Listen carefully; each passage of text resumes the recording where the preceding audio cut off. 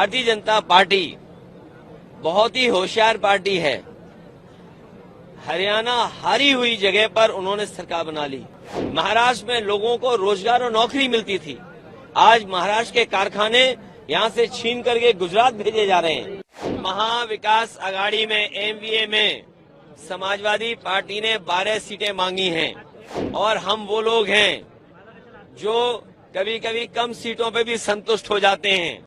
रुका हुआ फैसला है सीट शेयरिंग के बारे में, उसको गति मिलनी चाहिए। कुछ सीटें ऐसी है जिसके ऊपर फैसला नहीं हो रहा है, तो महाराष्ट्र के नेता है वो निर्णय लेने में सक्षम नहीं है, ऐसा मुझे लगता है कि बार बार उनको दिल्ली में लिस्ट भेजनी पड़ती है, फिर चर्चा होती है। हम ज्यादा अनुभवी है महाराष्ट्र के। नेता को जो भी कुछ हुआ वो मालूमात देना वो हमारा अधिकार है। संजय राउत उद्धव जी को ओवररोल करते होंगे तो उनका इश्यू है। संजय राउत का काम, संजय राउत क्या कर रहे हैं, हमें संजय राउत के बारे में मुझे कुछ बोलना नहीं। सुबह मेरी हरियाणा की गलती हमें नहीं दोहरानी है, हरियाणा में जो हारे हैं उन्हें गलती नहीं दोहरानी है। और क्योंकि भारतीय जनता पार्टी बहुत ही होशियार पार्टी है, हरियाणा हारी हुई जगह पर उन्होंने सरकार बना ली, इसलिए हम लोगों को सावधान रह करके और अपने वोट को बचा के भी रखना है। क्योंकि बीजेपी के लोग जानते हैं महाराष्ट्र की सरकार अगर नहीं बनी तो दिल्ली की सरकार चली जाएगी, और महाराष्ट्र की सरकार इसलिए नहीं बनेगी क्योंकि महाराष्ट्र में लोग रोजगार और नौकरी करते थे, महाराष्ट्र में लोगों को रोजगार और नौकरी मिलती थी, आज महाराष्ट्र के कारखाने यहां से छीन करके गुजरात भेजे जा रहे हैं। जो प्रतिमा लगी थी छत्रपति शिवाजी महाराज को न केवल महाराष्ट्र के लोग बल्कि पूरे देश के लोग उन्हें मानते हैं, पूजते हैं। हमारे उत्तर प्रदेश के लोग भी मानते हैं। सोचिए उनके स्मारक में, उनकी प्रतिमा में ये घपले कर रहे हैं, तो महाराष्ट्र की जनता ये अपमान कभी स्वीकार नहीं करेगी। महाराष्ट्र की जनता इसको अपना सम्मान का चुनाव भी समझ रही है। आप बार बार कह रहे हैं दिल्ली का सरकार जाएगा, क्या कुछ कारण या कुछ चल रहा है क्या दिल्ली के सरकार जाने के लिए? नहीं, देखिए महाराष्ट्र की जाएगी तो दिल्ली की भी जाएगी। जैसे महाराष्ट्र की सरकार इन्होंने हत्या ली, खोखे से डरा करके और संस्थाओं से दबाव बनवा करके, तो जब महाराष्ट्र की जाएगी और दिल्ली की भी सरकार इनकी अपनी सरकार नहीं है, वो भी सहयोगी सरकार है। पता नहीं वो दो साथी कब चले जाएं या कब उनका साथ छोड़ दें।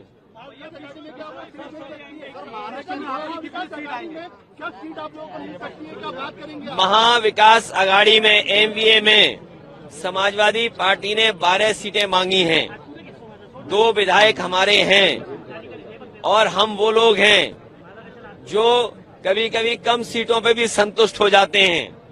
कम से कम सम्मान की तरह जिस तरीके से समाजवादी लोग यहाँ तैयारी कर रहे हैं, इरशाद हैं। कल हम लोग मालेगांव थे, क्या ऐतिहासिक कार्यक्रम था, बारिश के बाद भी लोग हटे नहीं, गए नहीं। तो ऐसे तमाम सीटें हैं जिनकी जानकारी हमने दे दी, जहां पार्टी मजबूत है उनकी सीटें भी हमने घोषित कर दी। और एक बात मैं बताना चाहता हूं, मुझे तो ये बताया जाता था कि सबसे अच्छी सड़क महाराष्ट्र की है। कल मैं मालेगांव से लेकर के धुलिया आपके शहर तक आया हूं, मैं गड्ढे नहीं गिन पाया। ये टोल इसीलिए लेते हैं, लगता गड्ढा भरने के लिए, लेकिन उस टोल से गड्ढा नहीं भरा जाता। आपकी जेब से पैसा निकाल करके ये अपनी जेब में रख ले रहे हैं, और उसका परिणाम यह है कि सड़कों पे गड्ढे हैं। हमारे यहाँ उत्तर प्रदेश में जो सड़कें बनी हैं उसमें आप हवाई जहाज उतार सकते हैं। और जिस समय समाजवादी लोगों ने सुकोई, मिराज और हरक्यूलिस सड़क पे उतारा था, उसी समय देश के प्रधानमंत्री जी, देश के सड़क मंत्री ने ये कहा था कि हम ऐसी 30 हाईवे बनाएंगे जिन पर हवाई जहाज उतर सकता है। बताओ, यहाँ के तो सड़क मंत्री हैं, क्या आपके धुले और मालेगांव के बीच में हवाई जहाज उतर सकता है? नहीं। गड्ढे से बच जाओ तभी कुछ हो पाएगा। क्या अखिलेश यादव जी को लीडरशिप भूमिका में देखेंगे महाराष्ट्र में? लीडरशिप भूमिका में देखिए, समाजवादी पार्टी का संगठन है। देखिए, हमारी पार्टी का लक्ष्य है कि हमारा जनाधार बढ़े और बीजेपी को हरा लें। और बीजेपी को हराने के, इसलिए बीजेपी को हराना जरूरी है क्योंकि हमारे देश की जो संस्कृति है वो मिली जुली संस्कृति है। हमने सबको अपनाया है, उन्होंने हमें अपनाया है। जो लोग यहाँ आए उस भारत भूमि पर जो लोग आए उन्हें अपना लिया, हमने उन्हें अपमान लिया। और ये एक मिनट, अरे रुक जाओ भाई, ये जो जगह है महाराष्ट्र, इसी से नारा दिया था क्विट इंडिया। इसी महाराष्ट्र ने बाल गंगाधर तिलक जी ने गांधी जी को बुला करके देश की लड़ाई को आगे बढ़ाने का काम किया था। तो महाराष्ट्र का संदेश देश की राजनीति को बदलने वाला संदेश होगा। ये महाराष्ट्र का ऐतिहासिक चुनाव है और हमारे यहाँ पर प्रत्याशी इरशाद भाई हैं। आज जब हम माहौल देखते हैं तो भारतीय जनता पार्टी के लोग हमारे और आपके बीच में नफरत फैलाने का काम करते हैं। जिस प्रदेश से हम लोग आते हैं वहां पर बुलडोजर से डराने का काम करते हैं। इतना दुखी कभी लोग नहीं हुए होंगे जितना यह महायुति की सरकार ने महादुखी किया है। देश को इतना खोखला कर दिया है कि जब दुनिया में हमारे देश की गिनती होती है तो सोचिए हम लोग भूखमरी में दुनिया में अपना 5वां नंबर जो देशों का होता है उसमें सबसे आगे पाए जाते हैं। भारत की जो हमारी संस्कृति रही है, जो हमारी की समाज की पहचान रही है, जो हमारे देश की पहचान है कि चाहे हम अलग अलग धर्म के रहने वाले लोग हों, लेकिन हमारे देश की और समाज की यही खूबसूरती है कि चाहे हम किसी धर्म के बने रहें लेकिन सब हम मिलकर के रहते हैं। न केवल आज हम मिलकर के रह रहे हैं, हजारों हजार सालों से हम मिलकर के रह रहे हैं। और दुनिया में जो हमारे देश की सबसे बड़ी पहचान है वो हमारे देश की यही पहचान है कि कोई भी भारत आया होगा, भारत ने उसे अपना लिया और भारत को अपना करके वो अपना हो गया। इसीलिए ये धरती वो है, न जाने कितने धर्मों को यहाँ पर रहने का मौका दिया है। न केवल धर्म मिलकर के रह रहे हैं बल्कि इसी धरती में बहुत सारे धर्म बनकर के आज समाज को जोड़ने का काम कर रहे हैं। जहाँ हमारे समाज की ये पहचान है कि हम भाईचारे के साथ रह रहे हैं। और हमारे साथियों ने जिस किसी ने भी इतिहास पढ़ा होगा और जो कोई भी कभी ये पढ़ते होंगे कि जब हमारे देश के स्वामी विवेकानंद जी जब अमेरिका गए और अमेरिका जाकर के जब उन्हें भाषण देने का मौका मिला तो उन्होंने कहा कि मैं उस धरती से आया हूं जो धरती सबको स्वीकार कर लेती है, न केवल स्वीकार करती है बल्कि वो धरती है जिसके जहां पर सबसे ज्यादा टॉलरेंस है, एक्सेप्टेंस है कि जहां कोई आया उसे अपना बना करके दे दिया। लेकिन आज जब हम माहौल देखते हैं तो भारतीय जनता पार्टी के लोग हमारे और आपके बीच में नफरत फैलाने का काम करते हैं। सुबह मेरी मुकुल वासनिक जी से बात हो गई, आज मैं राहुल गांधी जी से भी बात करूंगा